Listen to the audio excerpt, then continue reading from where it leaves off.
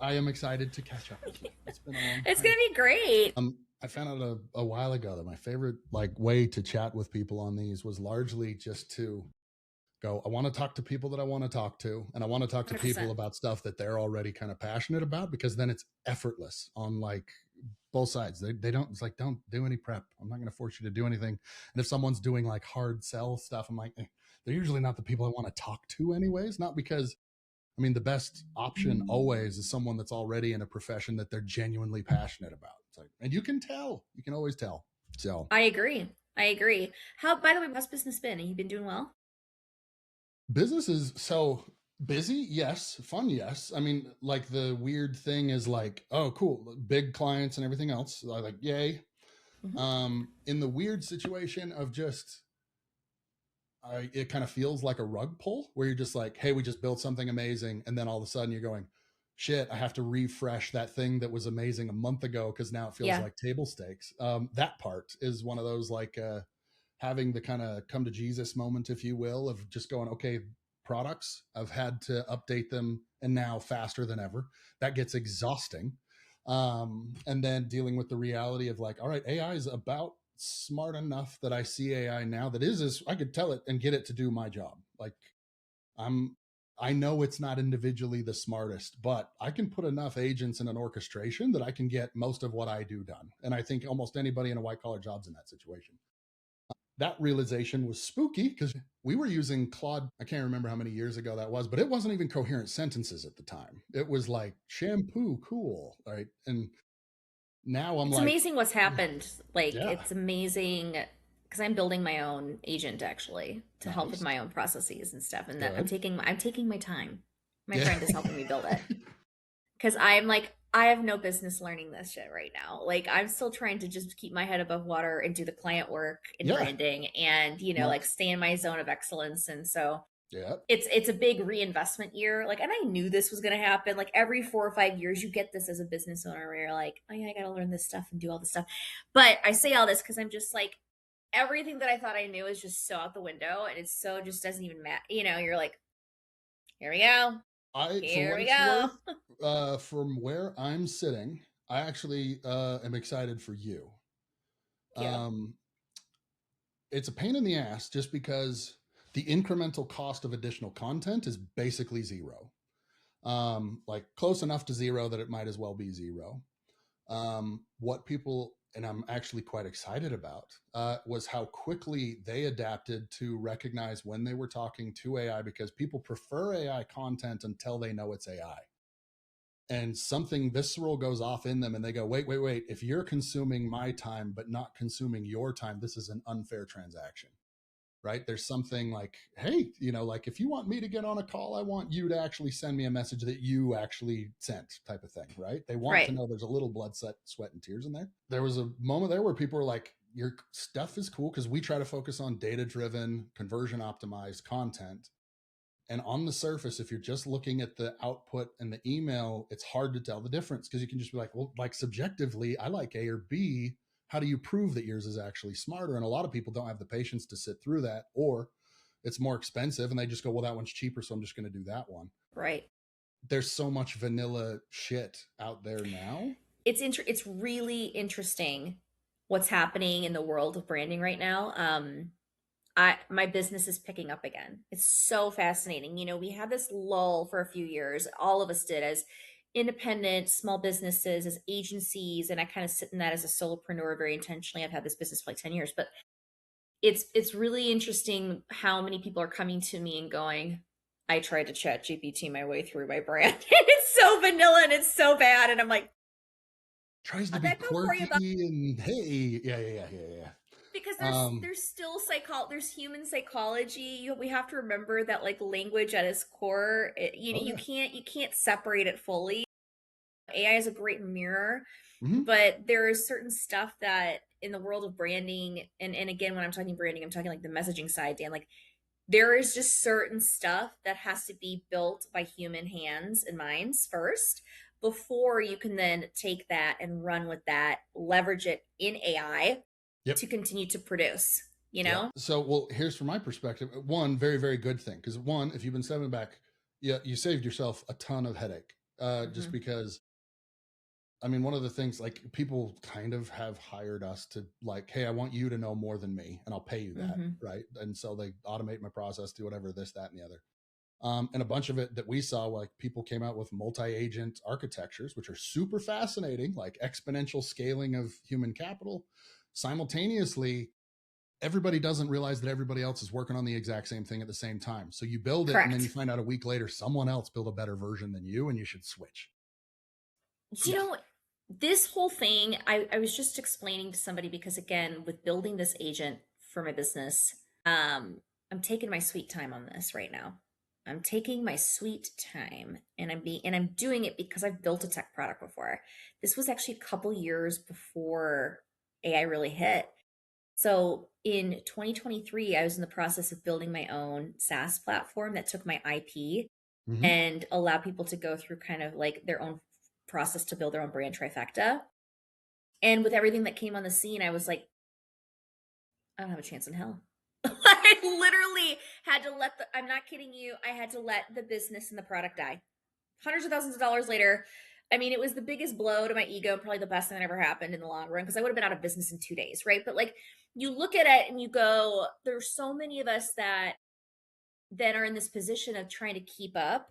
Mm-hmm. And I have to tell you, like, I need to make sure that my business is bulletproof by not being in a position of hurry up and catch up constantly to the Agreed. evolution of tech. Uh-huh. Smart. You're 100% right. You're 100% right. Again, we've seen it. Like, I didn't fold it. I mean, there's a joke at Ranch. We've tried to kill it several times. We couldn't even kill it on purpose. Kind of one of those where I'm like, why? It's still like, we've had 4 or 5 events where I'm like, hey, Kate, this is a company ending event, whatever. Nope, nope, nope, nope, nope, nope.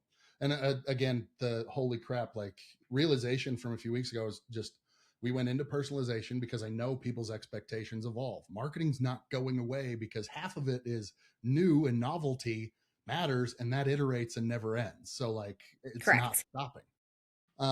And so a big part of what I kind of indicated, at least my own kind of what I'm going to pat myself on the back, and I don't mean to, because I'm an idiot and I'm dumber than I've ever been, but recognizing finally that, like, we're not going to jump on that bandwagon, and we're going to set back and let everybody else make the mistakes, is one of the ones where I'm going, we're that Yes. mature now where we go, Yeah, I yeah, know, that's right? cool. No touchy. Okay, so if you think about it too, just in pure like business evolution for myself, for example, right? So I've had the business for over 10 years. It's been full time for 7. So meaning I had it like, side hustle. I was working in corporate, da, da, da, da. Okay. Like a lot of us do, right? And so full time now 7 years, just doing my thing in branding. And up until January of this year, my process has been the exact same process with the exact same deliverable. No Yeah. joke. Yeah. It has been a 10 workshop program with you're getting coming out the other end with this massive Google Doc brand playbook with all of your brand elements, including like tone of voice system and ICP Sure. analysis and all Sure. your messaging built, right? That's all I've done. That's all I've Mm-hmm. done. And it's been great until this last couple of years where the sales cycle slowed down. People need it faster, cheaper, all the things. And I was like, nah.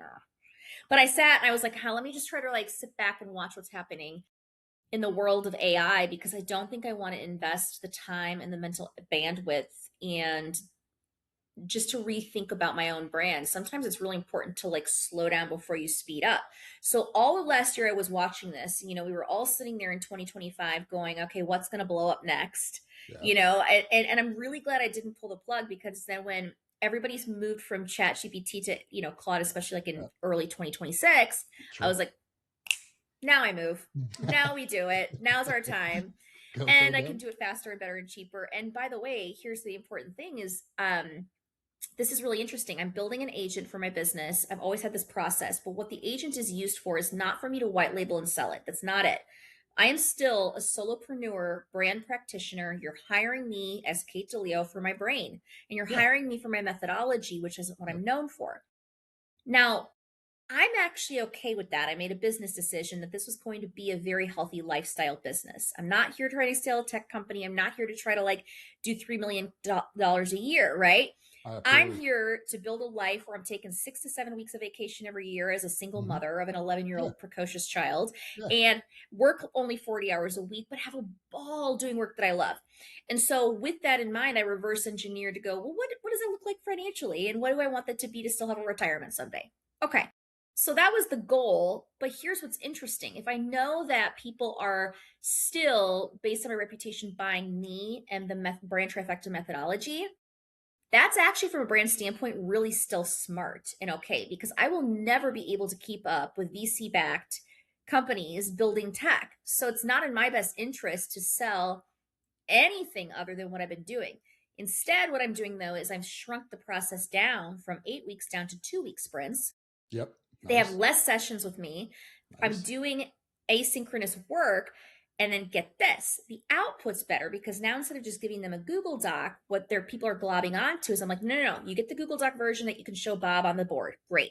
But you're also getting the markdown file that's fully Hmm. trained on my There you system and go. it's built for your brand. It's a true living, breathing brand system. And then I'm delivering, like, we're talking massive 4 to 5 page prompts that then say, here's how you take this thing, pop it in with the prompt to get product pages, services pages, build additional content. So I'm delivering basically markdown and prompts, Hmm. and I'm doing it for about 60% of the original price that I was doing. I so no joke. I think it's you haven't necessarily you've used very good technical insight to get there, but I think you've done exactly what people should do. From my, I'm not saying I'm a guru at all, but people are paying for how you think. Uh, Everyone in very temporarily is like, oh yeah, cool, we can build quote unquote brand. I'm like, no, you can build content. Building a brand is like you're building a predetermined decision in someone's head that I'm going to talk to XYZ without having to make the selection. Like it's not Pepsi Yeah. versus Coke. It's I need a Kleenex, not a tissue. I need to, I need to Xerox this versus copy this. It's like, no. You're building a spot in someone's mind that has them bypass the purchase decision. That is the IP. That is the point of the branding. Brand Um, creates conversations that convert, yeah, period. and That's what it's about. yeah, And yeah. that cannot be built through AI. It cannot. It can take inputs. So, like inputs for brand that you talk about, strategic decisions of the business leaders that are building this. Things like in my world, my brand trifecta, it's like your core tagline that states what you do, a value proposition statement that says, here's how you solve the customer's deepest heart pain, differentiator statements, right? Those 3 to 5 big bullets of how you're different, better than the rest. It can take that information along with like tone of voice clarity and ICP analysis, and then watch AI develop content and additional supportive content. And what we begin to have, what I'm trying to unlock for people, and they're starting to get it, is that there's certain things you just got to put pen to paper and do. And once you do that, it unlocks the order of operations of your Yep. whole content hierarchy. Yep. And that's where the bottom 2/3, like the iceberg, can Mm-hmm. get built Yep. using AI in the right way. Okay. Yep. And that's okay. That's good. That's where we're Yep. trying to go. But then again, you're still using the original system that you've built as your guidepost, as Yep. kind of the foundational piece. Yep. I wholeheartedly agree. So cool things just to reinforce your brilliance. You're building an operating system that you don't have to publish. So Yes, correct. it No. becomes and stays private data.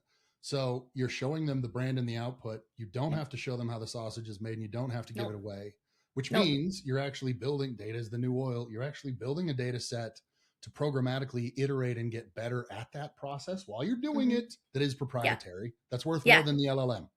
Yeah. You can go and switch from Claude to Codex to OpenAI to whatever, Whatever they want. and there is no cost of switching, and they are not safe. If they don't produce on their next model, they go away tomorrow. So like they're just as they have no brand real loyalty. So the reality is you're getting to a spot where there's more options, more smaller companies. But for that reason, people are going to seek out, I want someone who does it exactly the way I want it done. I'm going to pay them for Correct. how they make decisions. And so it's going to be, okay, cool. So I need to have something that makes me unique and stand out consistently. And for that reason, I'm like, cool. If you just had someone go write your brand stuff and it's vanilla, you have zero way to stand out. You absolutely cannot give up the steering. The curation has to stay with your brain. And if it doesn't, you're screwed. It You're going to be in a does. wash of nobodies.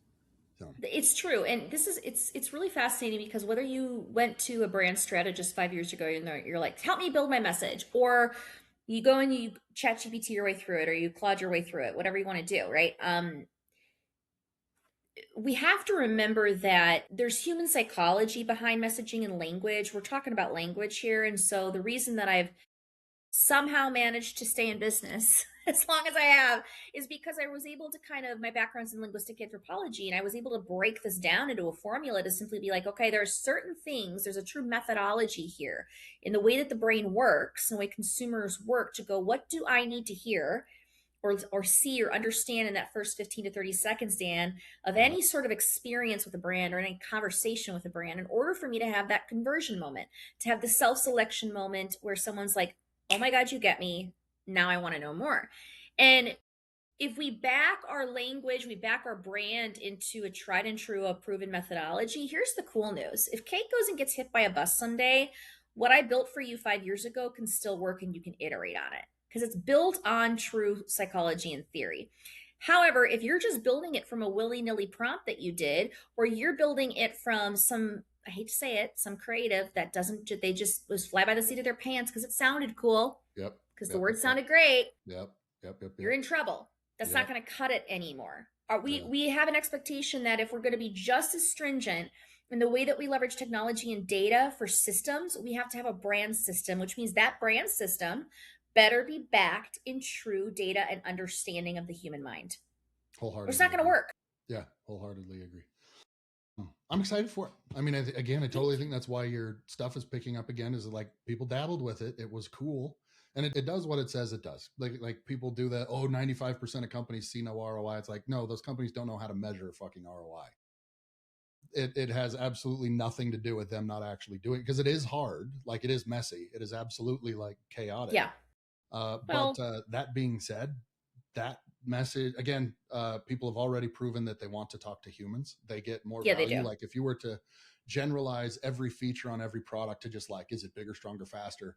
Interaction with a human outweighs almost all of them in terms of like, no, customer service Absolutely. didn't go away. The systems now, to your point on good thing you didn't build a SaaS, you can build a whole CRM now if you want, but people are now doing that because they don't like HubSpot's theology, their principled pillars of how they think about a CRM. Like, I have my own idea on how this should work for my business.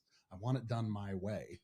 And so the opportunity really is now like that company DNA and having a way to fit in. Okay, here's how, whatever. Like, you can have the customer support. It's like, can I put my brand DNA as an enhancement so that even if Dan says it, Dan has his own communication style, but we can put a little bit of spin to add our collective brand DNA into it so they get a more consistent experience. You're way more likely to get to that kind of conversion moment of like, oh, yeah, I like how Rent does Correct. it. And regardless of who I talk to, I get a lot of the same sentiment, even though it's still a person. So, It's really true.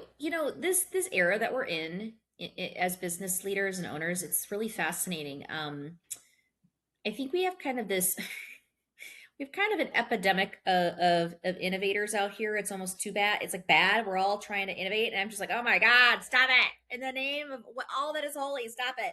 Like, everybody's exhausted. The mental fatigue from trying to leverage AI is a real thing day to day. I have never been more burned out in my life, and I'm having to put guardrails on time blocking on when I'm using yeah, tools. yeah, Getting up, walking away, going outside. I'm not kidding you. I had to yeah, talk to my doctor about it because I was like, I feel like I'm sick a yeah, lot of the days if yeah. I'm just sitting in front of that tool versus being in meetings. It's so different. I digress. But it's also interesting how we are back into this FOMO culture again. We're all just so scared that if we don't start using the technology, you're going to get left behind. You're going to miss out. You're going to Okay. Okay. Calm down, Todd. Like, I like, hang on. I'm pretty sure, crazy, but I'm pretty sure we're going to be okay if we give ourselves 3 months to build the thing instead of 3 days. I think what's happening here is we're making really poor business decisions and leadership decisions in the name of innovation, in the fear of missing out, in this sentiment that if we don't hurry up, we're going to lose revenue. And while yes, there is real risk for a lot of my clients who are saying, crap, if we don't innovate this product, we're out of business because we're going to get replaced. And I hear that. What I do want to say that the other side of this coin, though, that's very slippery slope, especially for smaller business owners, is that we cannot like let go of strategic business building decision making that we were doing for how many years of really reverse engineering the decisions based on where are we going, what's our zone of excellence, what do we want to be known for, what do we not want to be known for, what's our vision, um, all of that kind of strategic brand business stuff. It's almost it's gotten thrown out and people are just going rogue building stuff, and I'm going, you are actually taking yourself out of your zone of excellence. Then you're spending so much time building things that you probably have no business building, and it might be smarter to outsource that. I do think a lot of the people that are dabbling on stuff where they're below average are going to be the ones that get in trouble. Where you go, you need to find something that you're kind of generally passionate about, so you're above average. At least you know what above average looks like, right? And the people that are doing too much of that other stuff are going to get left behind because, like, well, that's kind of what those tools are for, right? I'll give you a perfect example. I'm going to be updating my website, right? Okay, so 3 years ago, what did you do? You would find a marketing agency, Yeah, a development shop, and yeah, you'd quote out a yeah, project, right? yeah, yeah, And they'd give you a range, and yeah, they would say, oh, you should choose WordPress. Oh, you should choose yeah, Webflow. Oh, yeah, okay. Do you know how many people in the last month, once I said, yeah, I'm going to be working on my own brand and my own website, they're like, I could build one for you in Claude, yeah, in Manus? all of them.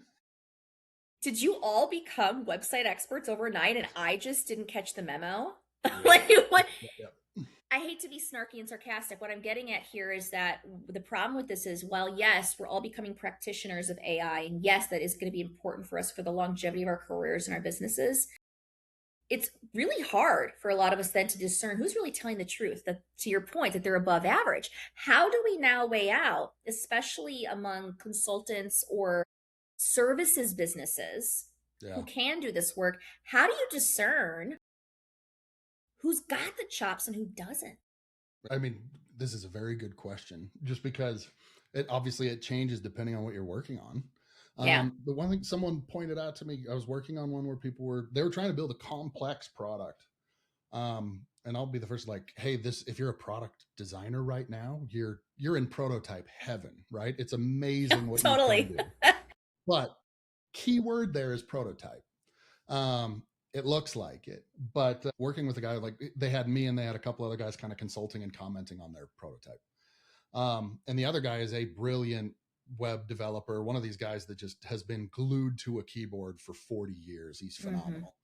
phenomenal. But he just went, have you guys seen any enterprise product come out of this that wasn't developed by an enterprise quality developer yet?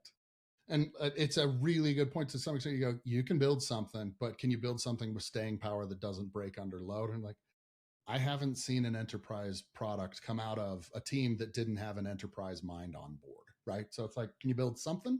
Sure. Can you deploy it and monetize it? Let's see about that. And so yeah, it absolutely changes. And I do think, again, that's where a lot of those same tools will allow us to hopefully find those tiny niches. It's already harder to find customers. I think it goes in It both is. directions. You have to have an opinion on who you want. It will help you find them. They will have, again, you'll be targeting much smaller pools of a handful of customers, and you will be looking to maintain the relationship harder than you ever have before. And I think all for good, because I'm so sick of spam social media type stuff where, like, I sit and have to do a lot of those tools that are like agent based or whatever, but it's actually really nice because there's no damn pop-ups, there's no ads, it's a I really know. clean interface, like there's It clarity is. there. Well, and you know, though, you're bringing up a really interesting point. We know that there's going to be, certainly in the next 18 months, I can imagine we're just going to see technology come out that we're going to be, I mean, it's going to be jaw dropping. What we're going to be able to see, the caliber, the quality of what some of these companies can actually do now more than ever. And this kind of ties back to brand. It's paramount that you've got a message, not just a concept, but a true message in the marketplace, a true position in the marketplace where Yep. people understand and can go and find you. Don't get me started on LLM search, AO, right? Of like, can they get their questions answered? Do they immediately know who you are, what you're about, who you're for? Yep. And I do think that you're going to have to niche in more than ever. You have to put your stake in the ground to say, this is specifically who I serve. You'll have to go deep in an area. I think a lot of service companies, especially, are going to be forced to have to niche down and drive deeper in an area of expertise. And I don't think that that's necessarily a bad thing. But in the world of branding, we're going to see it a lot more so that those companies are right fit customers can come to them and know that they have the chops to do a product for industrial or manufacturing, for example, or whatever it is. It's no longer going to be as easy like it used to be to just, I serve everybody in B2B. Can't. Oh yeah. Well, and I think like it's been around forever, but people BBTs, behavior based targets, like describe your ICP and they're like, oh, we're mid market. Then what? Who are the humans behind the category? Yeah. What like What what sectors, industry? what No, no, no, no. industries? Not even Yeah. just what industry, not even what we found job title is actually a lot less predictive than people think it is. No, Because they're it's all over the actually place very, now. very common that buyer decisions like they may have the right job title, but their boss told them to go work on this project. And the difference between someone who already really likes your category and someone whose boss just told them to go select a vendor for XYZ is really significant. So just because they have that job title, it's like go more narrow. You got to go more zip code level narrow, not job title, company specific, industry specific, company with a specific number of people that were founded in a specific year that have a specific word. The predictor of the concept of happiness in someone's company mission is highly predictive. We're going like, really? Like, no, companies that have a culture where happiness is significantly a part of their mission is a predictor for a lot of companies. You go, no, no, no, you got to get a lot more specific, which again, I go, good, because I'm sick of like the spammy approach of blah. It's like, no, no, no. I want to do the laser beam version. I want to go, it's those 1,000 people. Those 1,000 people. I want to go Well, there. people thought I was crazy when I started the business. They're like, Kate, you've worked as a marketer for how many years? I was working in corporate, working in the agency settings, and I was, I had a young kid. And she was just a baby, and I was building a side hustle and all the things. I was like, oh. And at the time, I thought, by the way, when I first started the business, I was side hustling before I actually did this. I was doing ads and I was doing emails. But then the magic happened where everyone thought I was nuts, but I was like, I'm going all in on this one thing that people seem to keep coming back for.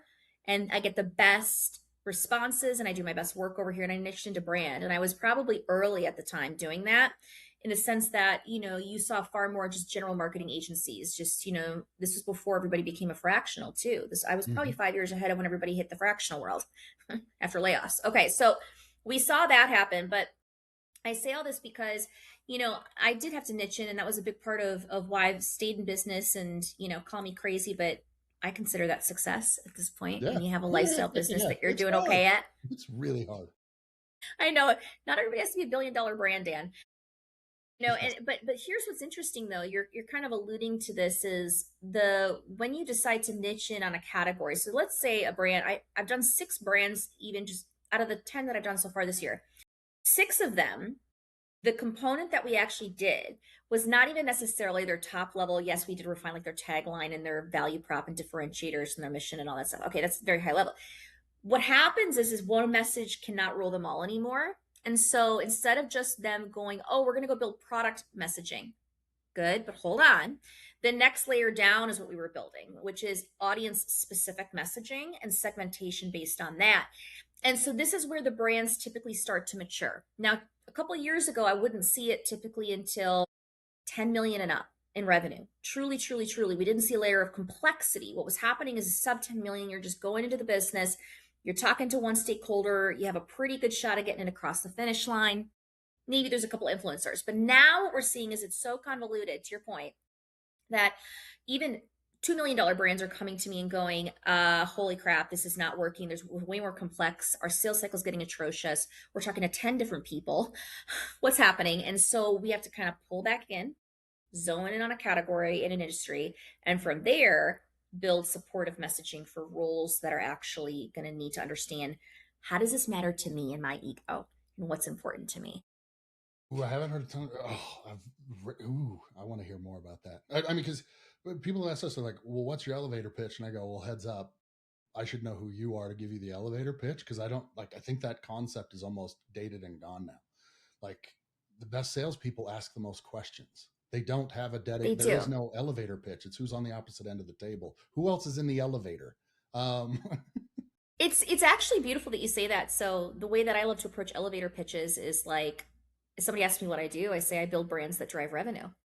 That's my tagline, building brands that drive revenue. Well, it should be provocative enough that they go, what do you mean by that? Mm-hmm, Interesting, mm-hmm. okay. And then from there, I can typically say, okay, high level, here's who I'm serving. I'm serving B2B brands, typically a $5 to $50 million company that's saying, listen, our message is not converting. So my job is to help you reverse engineer that. So you're driving prospects and revenue. From there, they go, oh, and I go, tell me about your business. What's going on?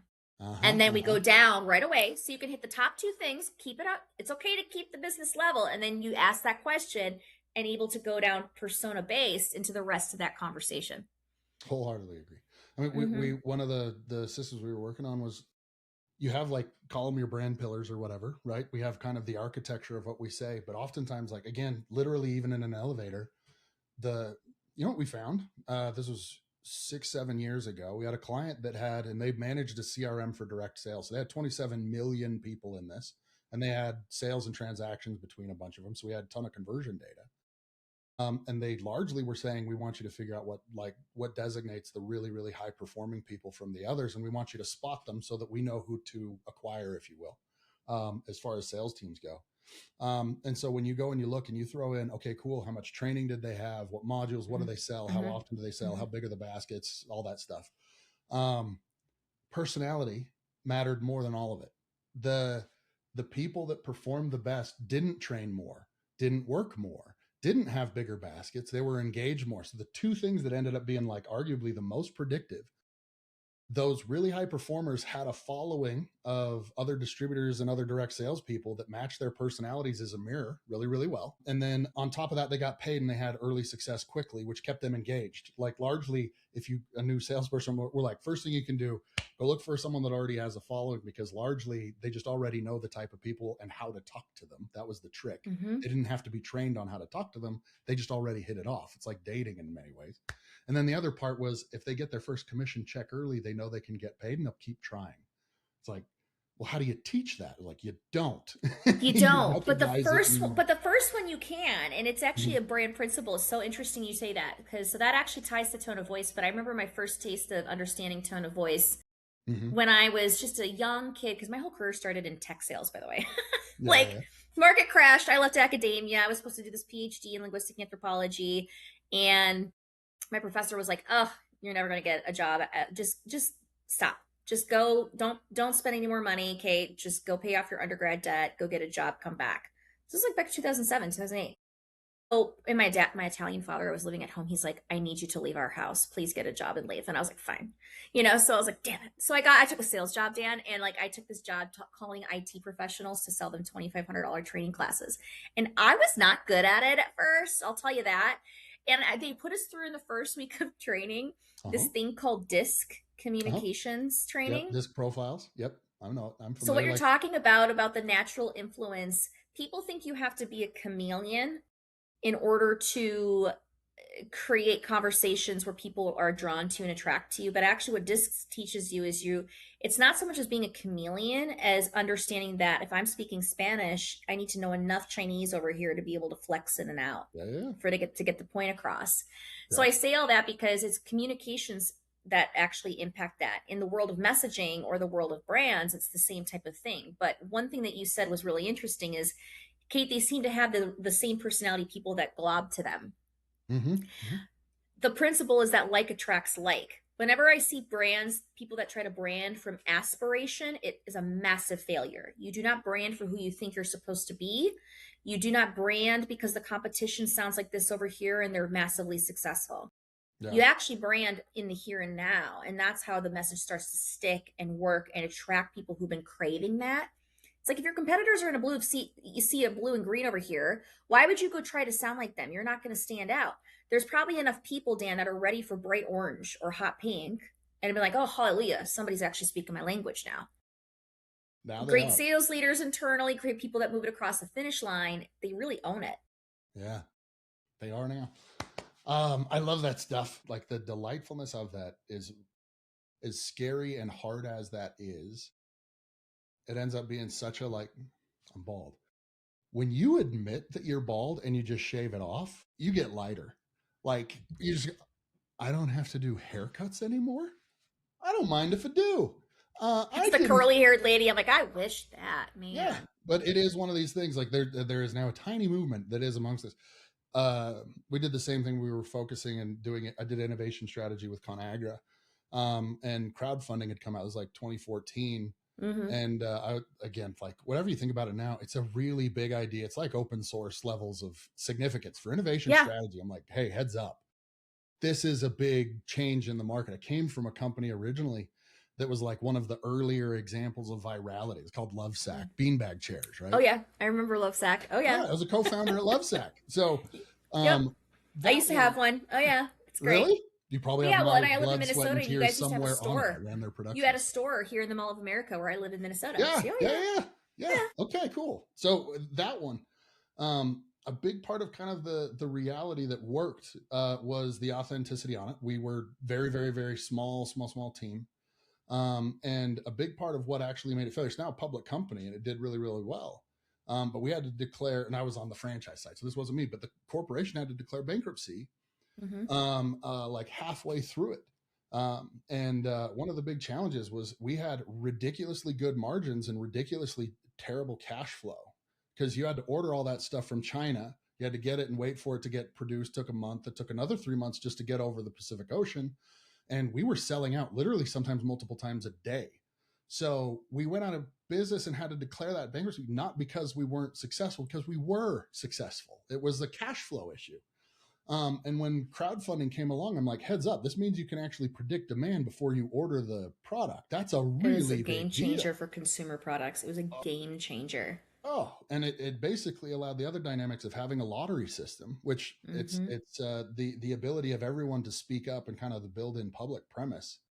You find out that like those crowds actually make really really good decisions in groups. They're actually Mm-hmm. remarkably accurate. Like you feel about like the old adage of like if you have a bunch of people all guessing how many jelly beans are in a jar, every person is going to have a pretty significant standard deviation type of thing. If you take Yeah. their average, they're usually really really really close to the right number.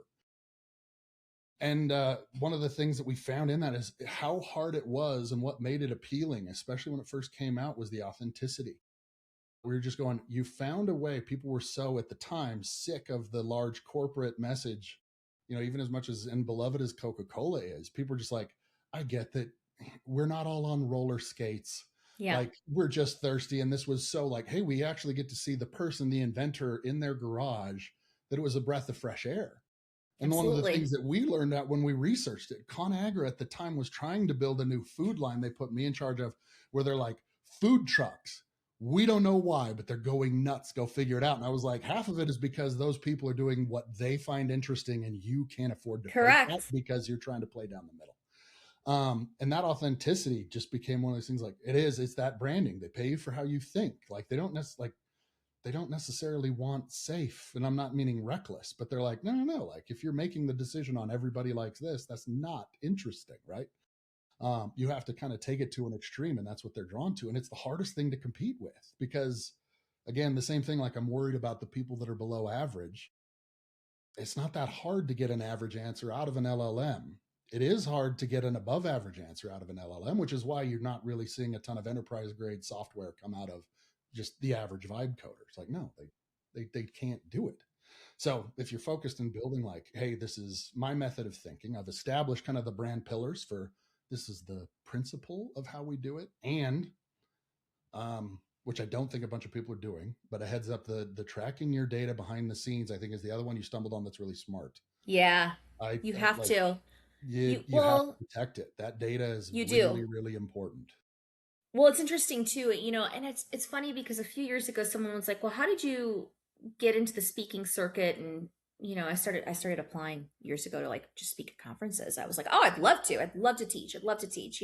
So I was just applying and applying and applying, and for like a year and a half, nobody would take me. And I was like, "This sucks." So I had to work on my brand to get a speaking page up, and eventually somebody gave me a shot, and fast forward, and now I speak at Inbound every year, and I speak at like Nice. massive conferences, and that took time. That took 5 years of solid pitching myself to get on the bigger stages, and it was not easy. Um and but one of the things that somebody told me early on is they said there's two ways to get on stage. You either have a shtick or you have a methodology. Hmm. In other words, you either have a really big personality and you're just there to entertain, or you actually have a tried and true methodology that you can bake. And so here's what I'll say about this is that the most underrated thing that brands don't take the time to write down is the methodology, the method behind their Yeah. madness. So even in a lot of my brand projects, we're creating approach pages, methodology content. I'm forcing them to create visuals. I'm forcing them Yes. to actually go, you need to codify this. Yes. In the world of what I'm doing, previously the way that I codified my methodology was with a tiny little book. 4 years ago, I was like, oh, I'll just write it down, in paper format. And by the way, when I started the business, the way that I codified the methodology was with this thing called a Microsoft Word document that was a 20-page brand playbook, and that's what they paid me for. Yeah. Fast forward, they were paying me a lot more than $2,500 for a big Google Doc, and now they're paying me for markdown files. But what am I trying to get at? The evolution of how you codify your methodology is really important. Yeah. But the first step still comes to writing it down. Once you write it and you take the time to do the hardest part, which is the thought work, from there you can translate that into AI and technology and have the data behind it. But you've got to still be willing to slow down and really pen to paper that. And that is not easy work. But it's imperative work. I think brands that are going to really make it in the next, especially 18 months, have got to be rooted in a methodology. The technology's got to be backed into something. The brand has got to be backed into something that's bigger than just what sounds okay, what feels all right. Differentiation, consumers are smart, businesses are smart. They're going to look for something that's proven. And so if you don't have your hats, like any way to hang your hat on something proven, you got massive risk right now in the market.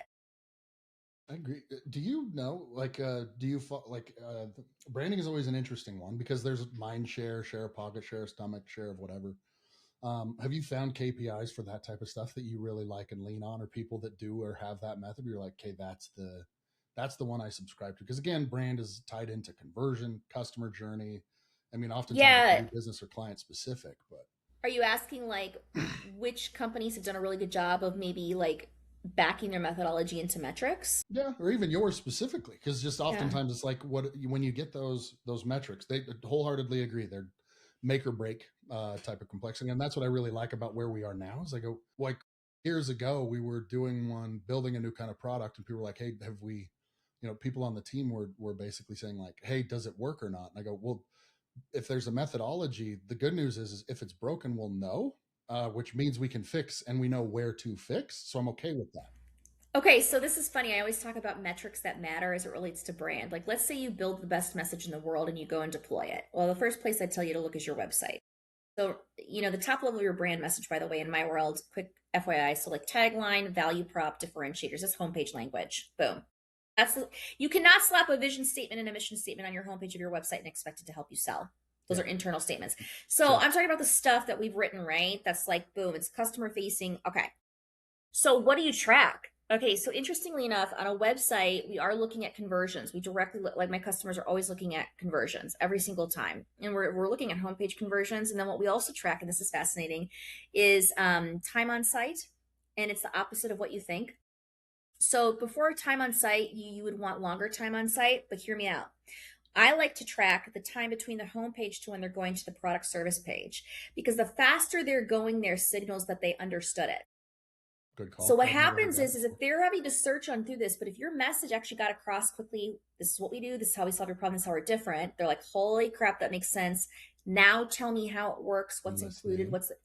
the logic train of the user is they're Yeah. going to go where? Product service, Yeah. solutions tab. So we watch that very closely. Okay. I like that. We even see speed in e-commerce. As much as I don't serve as many B2C brands I used to, we do look at shopping cart abandonment. Yeah. Yeah. We look at, again, like speed to purchase. Mm-hmm. But outside of that, what are you watching? Let's say you sell a SaaS product and you just run a discovery process or you're selling services. Okay. I actually want you to look at sales cycle time.